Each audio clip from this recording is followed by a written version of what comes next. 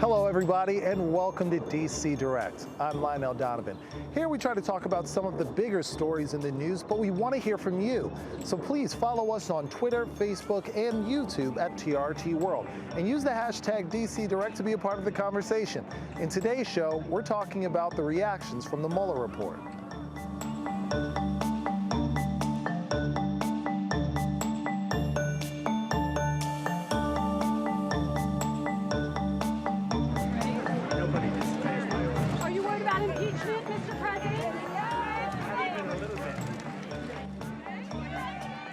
There it is. After over 2 years, Robert Mueller has finally released the results of the investigation into Russia's meddling in the 2016 presidential elections and alleged collusion by the Trump campaign. A redacted version of the report was released to the public, but even still, it's almost 500 pages long. This report has captured the public's imagination, but now that it's out, is it worth all the hype? And how do young people, many of whom have watched the investigation play out on social media, feel about the report? And how does it shape their view on politics? Let's get out of this office and find out. First off, did you get a chance to go through the report? I got about halfway through it, to be honest. What do you think of the report, or the parts that you went through? So it's clear from the report that the Trump administration or the Trump campaign did not commit conspiracy. However, I think that there's a good case to be made that there was coordination or willing coordination from the Trump campaign from the Russians.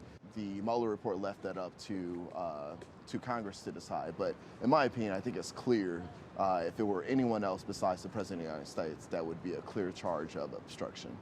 Realistically, the results were something that I was anticipating. This whole time, the Democrats have been using the Mueller report as a way to deflect from the progress that the administration has been making in its first 2 years. I think for a long time, this was really just a reaction on the Democrats' part to the negative outcome in their minds to the election, and they realized that it wasn't the result that they wanted. So they used the Mueller investigation as a way to vilify this president, when realistically, there was very little evidence that resulted from this 2 years of investigation and millions of taxpayer dollars. I didn't know any of these details, but now we understand that George Papadopoulos was having contacts with a foreign professor, that Paul Manafort was giving polling data to Russian, that Carter Page was setting up meetings with Trump and Putin, and Roger Stone and Jerome Corsi knew exactly when these WikiLeaks documents were going to come out. So it was important to uncover all these facts, but what was the end result? We didn't get anywhere that was productive for the party with it. So that's where the disappointment sets in.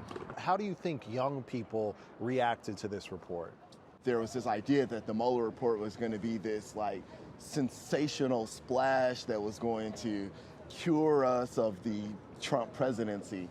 And that's just not the way that things work. And I think that while young people, we bring a lot of excitement and a lot of energy to the political process, that we still have things to learn. People are kind of more interested in the tabloid kind of headline scandals, especially in the age of social media. A lot of young people, they kind of have a vendetta against Donald Trump and this administration, but they aren't having broader discussions about how the fact that there was no conspiracy or collusion is good news for the United States and our institutions as a whole.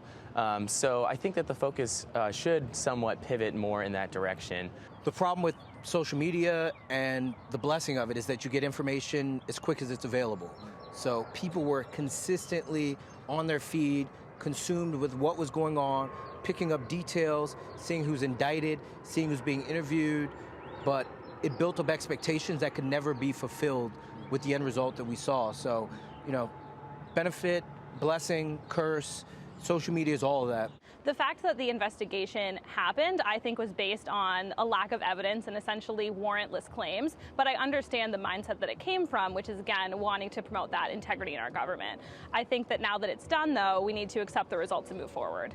Do you think this trend is going to, you think it's going to get better, or do you think it might get worse because, social media is, becoming more and more part of people's lives now? Young people now, there are people now that have grown up with Twitter and Facebook and literally can't imagine a life without it. I think this is going to be a positive trend for information, but a negative one for politics. Because if we think about the opportunities for previous administrations or previous opposing parties of a president to further a narrative the way that the Democrats have with President Trump, the previous citizens of the United States, again, had to just rely on those one or two narratives that were being pushed by the press corps. And the Democrats in this situation wouldn't have the same support that they do now for, say, these calls of impeachment, because the ability to spin that narrative out of a report that really didn't have any conclusive findings just wouldn't be there.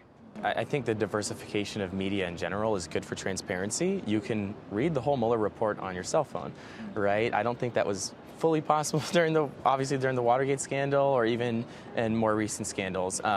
But of course, the other thing is people can kind of pick their outlets really easily. They can pick their narrative. I think young people are becoming more intelligent about the way they consume media. With the uptick in engagement with alternative news websites, you've also had more engagement with fact-checking websites. So there's a boom in those kinds of resources, which I think is good. What do you think young people should learn from the Mueller report? Ultimately, we need to get out and vote. As a demographic, people aged 35 and under are the smallest voting demographic. If you look at people 18 to 24, it's just below 1% in many jurisdictions, the number of registered voters who turn out. We, as a numerical demographic, are the largest, the millennial demographic. We have more of us than there are baby boomers who are registered voters. So we need to show that power and become a respected demographic so that politicians bend to our needs and demands, and not just folks who happen to turn up more than us but don't have the numbers we have. Well, that's our time. Thanks so much for watching this episode of Dcdirect, and please follow us on Twitter, Facebook, and YouTube at TRT World, and use the hashtag Dcdirect to let us know what you think about the Mueller report. Until next time, I'm Lionel Donovan.